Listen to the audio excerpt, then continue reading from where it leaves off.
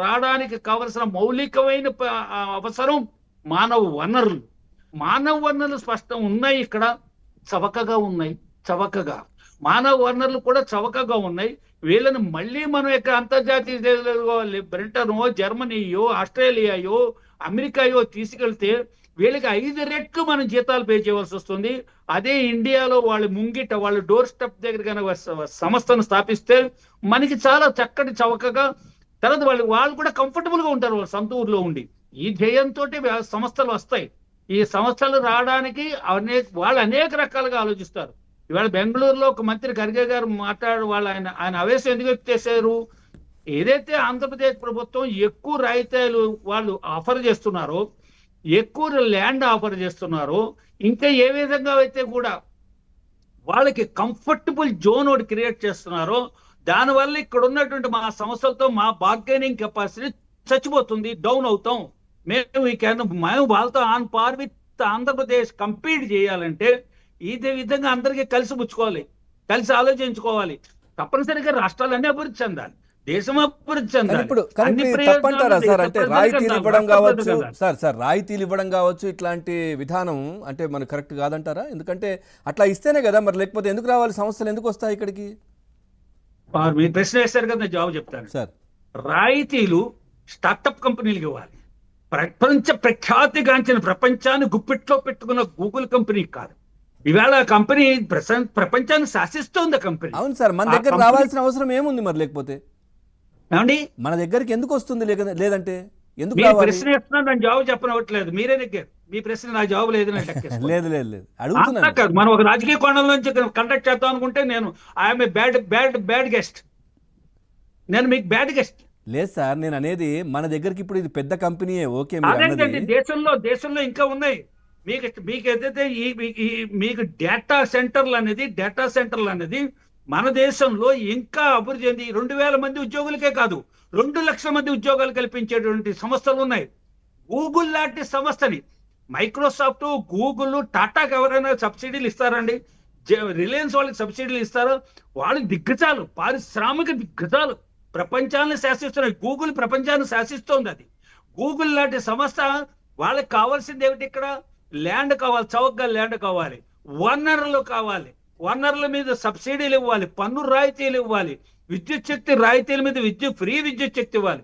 మనకున్న ఒకే ఒక రాష్ట్రీయ ఇస్పాత్ నిగమ్ లిమిటెడ్ ని మనం నిలబెట్టుకోలేకపోతున్నాము. ఇవాళ సేల్లో లేదు. విశాఖ స్టీల్ ప్లాంట్ సేల్లో కనెక్ట్ అయ్యలేదు. సేల్లో కనెక్ట్ అయి ఉంటే పరిస్థితి ఇంకోలా ఉండేది.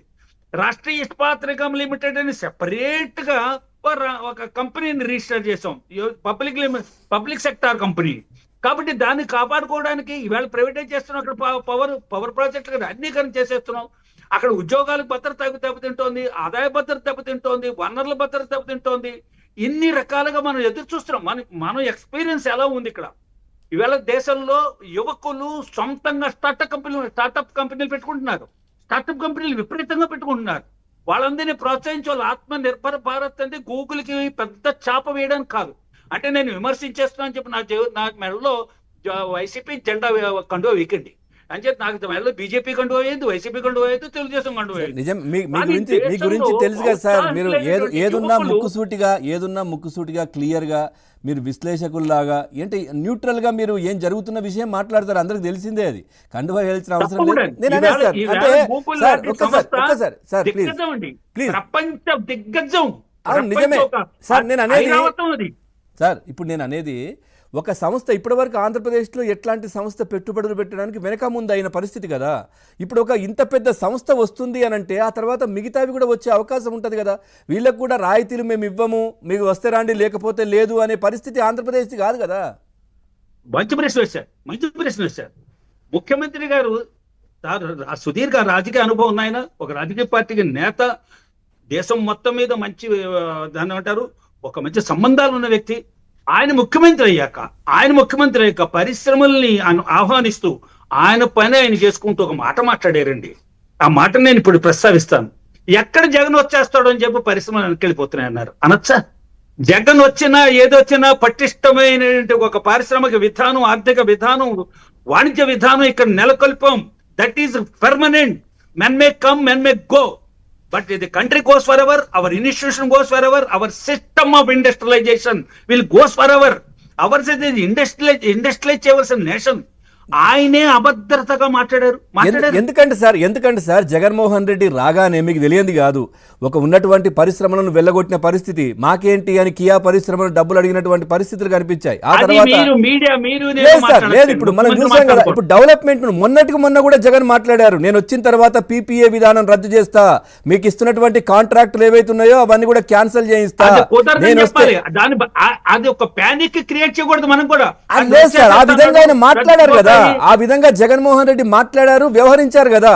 సో ఈ విధంగా పెట్టుబడిదారులు ఆలోచన చేస్తున్నారు అనేది చెప్పారు. నేను మాట్లాడాను, ఆ విధంగా ఆయన మాట్లాడితే నేను ఖండించాను. ఈ రాష్ట్ర ప్రయోజనాలు చూసుకుంటున్నప్పుడు ఈ రాష్ట్ర రైతుల ప్రయోజనాలు చూడాలి, విద్యార్థుల ప్రయోజనాలు చూడాలి, పారిశ్రామికవేత్తల ప్రయోజనాలు చూడాలి, యువకుల ప్రయోజనాలు చూడాలి, ఆర్థిక పరిపుష్టి రాష్ట్రం నెలకొనాలి.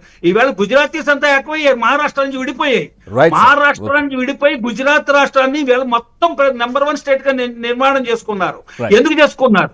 ఏ రాష్ట్ర ప్రభుత్వం అక్కడ ఏ పార్టీ అధికారంలోకి వచ్చినా, వీళ్ళ తమిళనాడులో చూడండి, ఏ పార్టీ అధికారంలోకి వచ్చినా Tamil Nadu interest is main, it's a priority.